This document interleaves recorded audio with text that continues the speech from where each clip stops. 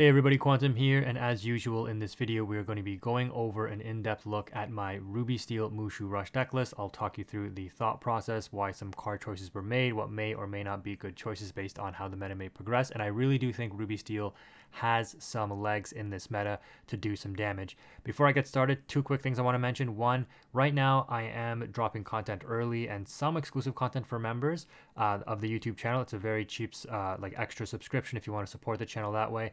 But I'm also considering starting up a Metafy. I've been approached about this months ago, a few times. I just haven't had the time to set it up. But if it's something that you guys would be interested in, what I would plan to do is set up maybe like 1 hour coaching sessions where I would sit with you for an hour, work through your deck list, play test with you, and talk through some concepts. That's how I think I want to do it. Maybe just 1 hour per weekend for now and see how it goes.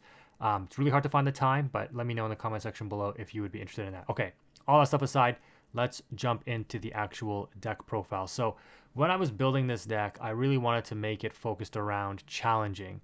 There are some drawbacks with that, such as if you watch my gameplay video, my friend who's a pretty good player knew that like, okay, I just won't exert my stuff and you can't challenge.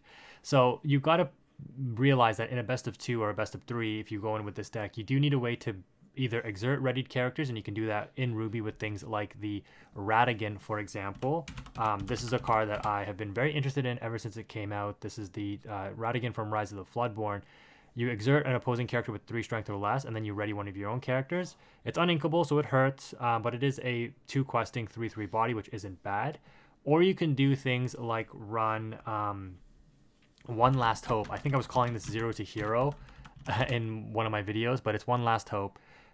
Because Mulan and Maui are heroes, you can give them resist +2 and they can challenge a ready character. And what's interesting with this is that if you use this, and it's a bit of a combo and a bit of a setup, but if you use this with something like the new Mulan, if you opt to play it, I mean, in this version we're only playing 2, this new Mulan, when it challenges that readied character with the One Last Hope applied to it, will then give all of your characters on board the ability to challenge readied characters, which will then allow you to wipe out an opponent's board who's trying to play around exerting their characters and, you know, stopping you from challenging into their board and wiping it out. And more so to that, if you have the Mushu on board, well, you know what's happening already. With the One Last Hope giving resist +2, the Mushu will give +2 when challenging, plus gain you 2 lore, plus all of your other characters that can now challenge readied characters. You're wiping out a board and you're progressing the lore state in the progress. Like, this deck is actually powerful, and you don't necessarily always need the Mushu in order to make this work. You don't always necessarily need combo to make this work, because Ruby and Steel, as we know, they are the 2 most popular pairings because they have all of the effective removal, and you just pair what's most effective in each of these colors together and you have yourself a very strong deck in and of itself. One of the reasons why this deck just seemed to never really take off before was because it didn't really have its own identity, such as like Ruby Amethyst, which is like control, draw cards, remove stuff. Amber Steel Song, which is very tempo oriented, right? Take control of the game, remove all your stuff, and generate like blowout card advantage with a whole new world, that kind of thing. Has consistency cards and aerial, whatnot. These decks have had identities throughout Lorcana's history so far. It's short history, but still a history. And with Ruby Steel, the specific support that it's gotten, mainly in Mushu, it's finally able to break through that mold, I think, and become a meta competitive deck. So yeah, I have some videos showcasing the gameplay. Make sure you check those out if you want to see some cool interactions. One of the coolest things, in my opinion, was either having a Scar or Mushu on board and then dropping the other one. Your Scar can then challenge into everything, assuming it's exerted, or, you know, if you have the ability through the Mulan to get challenge ready characters. But then your Scar can wipe out an entire board, having resist +2 in the process. You're taking out a threat. You have resist +2, so you take either no damage or very little damage. You ready it up. You gain 2 lore in that process because you banish something most likely. Then Scar challenges again. You have resist 2, take very little or no damage, gain 2 lore off the Mushu, ready it up, wipe out your opponent's whole board with the Scar, gain a ton of lore in the process. And I did this into one of my into one of my matches. And, you know, you're just instantly caught up if you were behind. You've wiped out the opponent's board. You have a board. It's pretty cool. But anyways, onto the cost curve here. You can see that we're decently spread across, a little saturated on the 3 and the 5 mark, and we can go over why that is. Primarily Steel with a couple of Ruby cards, or, you know, more or less even, I guess you could say, and then a couple of dual inks as well. Now, Ruby Steel is probably historically notorious for running a very high uninkable count. We're only running 7 uninkables, and I really tried to make it a conscious effort to make this deck very accessible to play, because some of the uninkables that you, I don't want to say are forced to play, but you usually will play are high cost uninkables, like the Scar, like a Whole New World, and we'll discuss whether or not you actually need to play this or not. So you want to be very careful not having like too many bricky cards in your deck and actually being able to play the game and ink. Otherwise, you just lose on the spot. And historically, again, that's one of the reasons why Ruby Steel has not worked. Thankfully, they did the right thing in making all of these dual ink cards inkable, even though they're so powerful. Like, there's no way that Mushu, if it was purely Steel or purely Ruby, would ever be an inkable card. But because it has to be locked into this ink pairing, it's okay to make it inkable. And again, we've talked about this concept before it even came out months ago when I was talking about what Ruby Amber needs. Unfortunately, we didn't get that, but I'm glad to see that they're going this way design-wise to boost up certain archetypes. And then it's a primarily character-based deck. Again, being a challenger focus, being rushed focus, just 4 actions, 6 songs, well, 10 actions total, including 6 songs, and then 2 items. And again, we can go over whether or not these are good choices or not. Character-wise, we got a new Mulan in Disguised Soldier. This is a new 1-drop that I've called a reversed Simba from the first chapter. Unlike Simba, though, it is not a 1-2. It is a 2-1. It shares the Mulan name, so both Simba and Mulan are both very strong names, right? Primary heroes in their respective movies. And Mulan just has the better stats, right? As a 2-1, I would say. It comes in, it can contest something that has 2 willpower, which is good. Yes, you lose your Mulan in the process, most likely, but it can at least trade out. When you play it, you draw and you discard. So that can help you cycle multiple Whole New Worlds or uninkable cards as well if you have them early, which is nice. And then, of course, the big reason is, well, this is the Mulan name. It's a storyborn hero princess. It quests for 1, so you can, you know, put some pressure on your opponent as well. But it's really the Mulan name, and it's all of the other things combined that make this card pretty good overall. Like 1 cost, inkable, 2 strength, has the ability to cycle, quest for 1, has the Mulan name, is a hero, is a princess.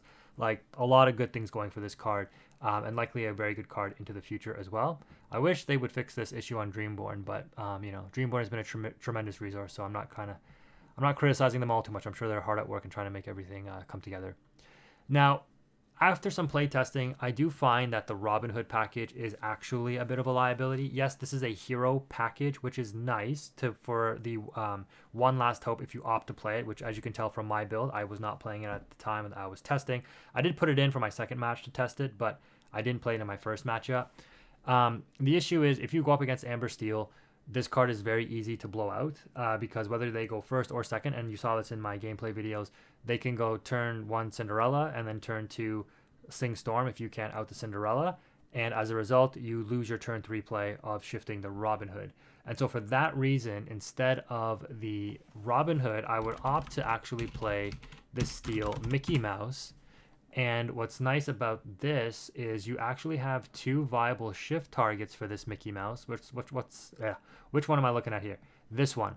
I've been a fan of this one since the last set. I was opting to put this into Amethyst Steel because I wanted to play around all of the Amber Steel Mine and Amber Steel Song, etc. that was in the format. And it tested really, really well for me because, again, the amount of times that my opponent had like a Cindy and they couldn't like turn 2 play a character Sing Storm or Strength with that Cindy was pretty strong because they couldn't out this Mickey Mouse that has resist 1. This Mickey can still facilitate a shift 5 if you really wanted to by going into either the Playful Sorcerer, which is, it doesn't really have any utility other than the resist 1. It's a 2 quester. You play it on 3 with the Mickey. It's not a bad character to play outright because it's still a 2 quester, but it is underwhelming in stats in 3-4. But you have a new shift target in the Mickey Mouse Pirate Captain. Now, this is a 5 cost inkable 4/4 that quests for 2, so in and of itself, it's okay, and it shifts for 3. But you probably never proc this ability whenever this pirate character quests. Whenever this character quests, chosen pirate character gets +2 strength and gains. This character takes no damage from challenges this turn. So you're not really playing too many other pirates in the deck if you were playing this package. Like, if we actually filtered for pirates, what could you maybe include if you opted for the Mickey Mouse package with the pirate Mickeys over the Robin Hood package? So we're looking for pirate here. Does anything make sense with the way that we built our deck to play as well? You could argue the Wendy Darling, but you're not really challenging with Wendy Darling. It would get Challenger 2, or sorry, +2 Strength, but um, and then take no damage. But you probably want to be questing with the Wendy since it would quest for 2 on a very efficient incurve. Is there anything else that matters that you would want in terms of a pirate? There is the Mr. Smee, and that is definitely some relevance for sure. You don't play John Silva because you don't play locations. You probably would not play Captain Hook. He's really just outclassed at this point as your other one drop because you want to play the Mulan. You could argue that Billy Bones has some legs, or this John Silver, the Cook. Like these two are 3-cost cards. The issue is, again, if you play the Mickey Mouse and then you shift him, you're playing him on 3. So it really makes sense with playing or with getting this ability procced off on a 2-cost character, which would be synergizing perfectly with Mr. Smee. You could play this Mr. Smee as well. You know, the 2 willpower on this one does make it a little bit more of a liability, but those are your options, I would think. I wouldn't really opt to play anything else. But we all know Mr. Smee is a fantastic card and a very strong card, and it wouldn't be a bad option. It would not be a bad option in order to utilize him for that. Again, the issue is you probably want to be questing with your Mr. Smee. You probably don't want to be challenging with him, right? I think he continues to be the best 2-drop in the game, in my opinion. So yeah, it's a hard sell, but that's my take on the Robin Hood. Obviously, when you do get the shift off and you establish him, he's very, very strong, especially if you can sing the Whole New World on play. It's the same interaction as, or the same kind of tempo gain as Amber Steel Song, and you're playing Ruby instead of Amber, right? So you have much more efficient forms of removal with the Ruby cards. Speaking of which, our first Ruby card is going to be the 2-cost Queen of Hearts. This card, it's weird, man, because in testing, this card always does really well. And, to be fair, I guess it did get adapted into the meta a little bit last set. Some people were coming around to playing this. Again, it depends on your build and what you're trying to do. But this card continues to overperform for me every time I play it. It catches people off guard. You easily trade out some of the more popular cards in the meta. Again, it depends on what's going to be popular. But the main kind of interactions you get off of this is taking out Cindy's out of nowhere. Right? They exert to sing their song, and I did this in my matchups. You drop the Queen of Hearts, you instantly take out the Cindy.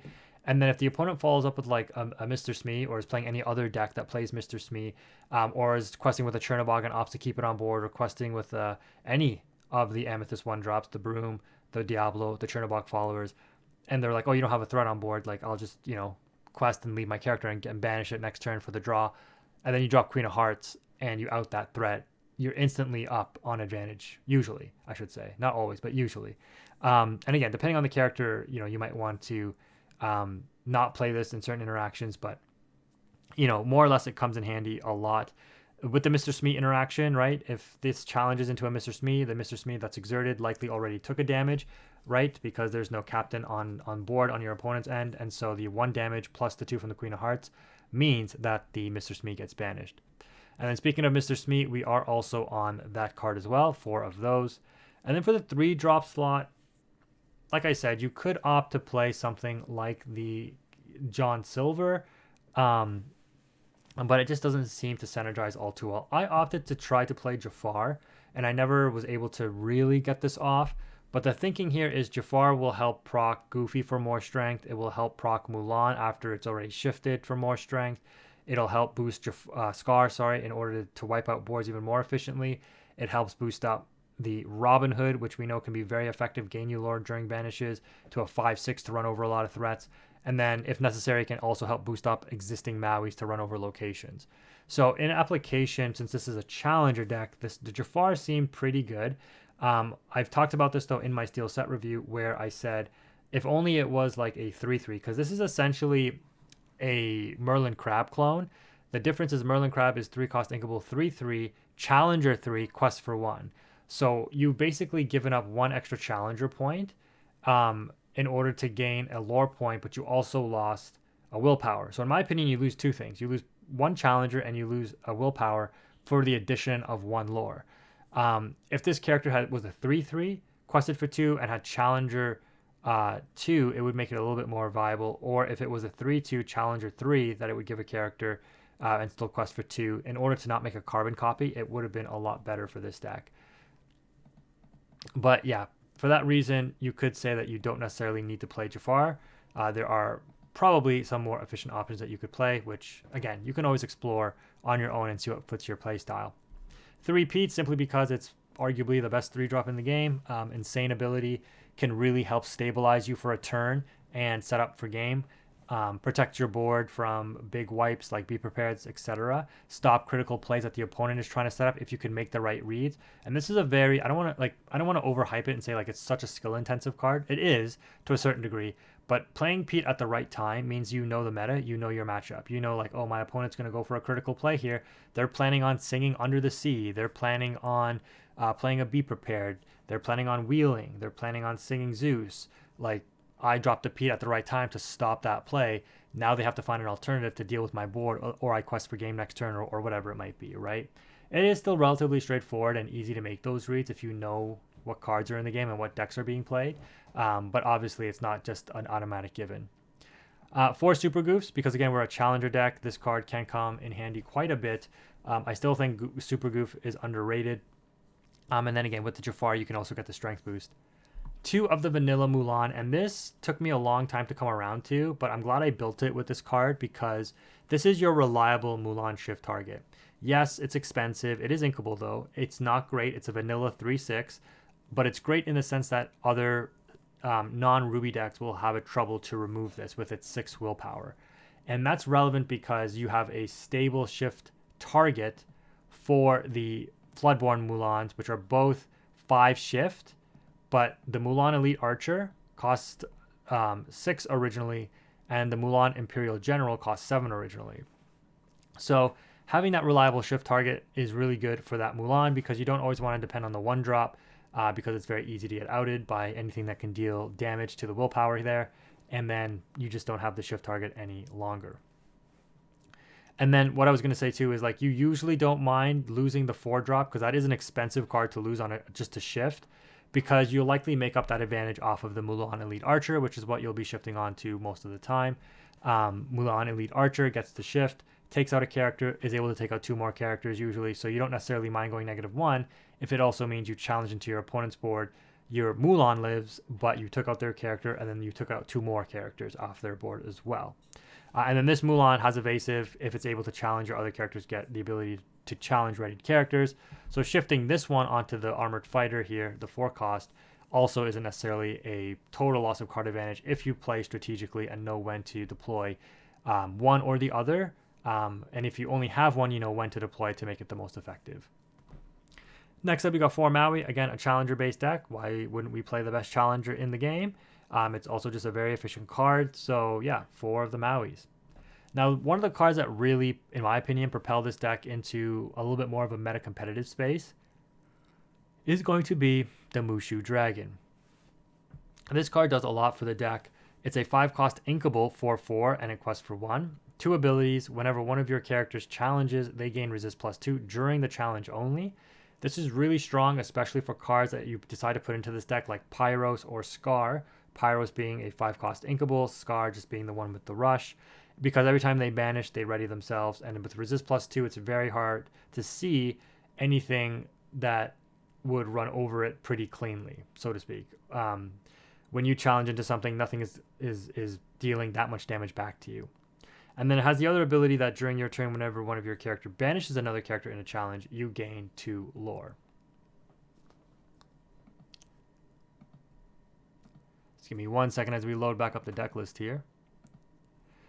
Rounding out the characters, we've got 4 Robin Hood, 3 Mulan Elite Archer, 2 Mulan Imperial General, and 2 Scar Vicious Cheater. So this upper end package, you know, your Robin Hood, like I said, could be switched out for the Mickey Mouses. The Robin Hood 5-cost, you know, it's a very good card. It's pretty efficient. So subbing it out for the Mickey Mouse, you do lose that ability, but you trade it for a more stable line of play by ensuring that your Mickey, well, not ensuring, but much more likely that your Mickey Mouse survives into the shift versus the Robin Hood. When you get to the late game and you're just raw playing out cards, the Robin Hood is obviously the better card to play, but you know, just for the sake of making your curve nicer and getting off the game plan that you want, the Mickey Mouse, in my opinion, is still better. The 2 Mulans, I mean, if you really wanted to be competitive, you know, you probably would not necessarily need to play the Mulan Imperial General and just go all in on Elite Archer because that is the higher impact card for sure. Again, under the stipulation that your opponent actually has a character to challenge. But there are times if people know they see this Mulan or they see this Mulan and they're like, I'm just not doing anything because I know if I get shifted on, I'd like instantly lose the game.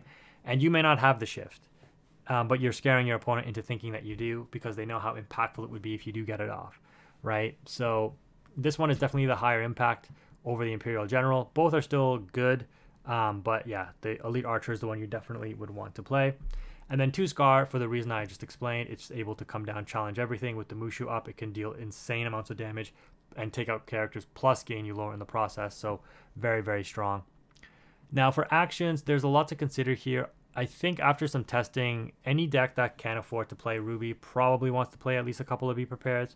So what I would probably do is cut 1 Brawl and another card and put in 2 or maybe even 3 Be Prepared. But, you know, it would have to come at the expense of one of these cards, essentially. But for now, this is how we built the list. I just think that, you know, if your opponent's sitting there with a readied board, you need to be ready to Be Prepared it. If you're going up against a very aggressive deck, which is what Ruby Sapphire is now, they don't just wait and play a big character at the end of the game to dime it and quest with it. They're playing the Bells and the Scrooge McDucks, etc. early on, and you need ways to clear those boards still. Otherwise, they're going to be pushing for game very, very quickly. The songs in the deck are 3 I'm Still Here because, again, a challenger-focused deck. If you have, you know, effective challengers on board already, the I'm Still Here, whether hardcast or sang, can give resist +3, resist +2 for 3. And again, applying that to something like the Scar to wipe out a whole board, you likely take 0 to no damage. You pair that with the Mushu, and you're taking or you have resist 4, you're taking no damage at all. It's really, really strong. And then the one thing I was struggling with was what draw engine should I play? I don't think Beast Tragic Hero has any place in the meta right now. So it just seemed like a default to go to a whole new world, and as well as Dinner Bell. I will say, I think the Dinner Bell which is going to be super controversial, but I like the Dinner Bell more than a whole new world in this kind of deck, simply because I don't want to give my opponent 7 new cards. And since I am a challenger deck, a lot of my cards will go 2 for 1, or will have the ability to go 2 for 1. Just being able to sack them off for drawing cards is also going to be very, very strong. Your matchup spread is going to be pretty good, though, into other mid-range and aggro decks, and it's going to be potentially fast enough to run under the control decks, but we all have seen how powerful Ruby Sapphire is with the Sapphire Coil, so the verdict is still out on that. But yeah, overall, that is the deck profile. Those are the reasons for each of the choices, as well as the thought process behind it. So let's go ahead and wrap that up, guys. If you made it this far in the video, thank you again for watching. Quantum is out.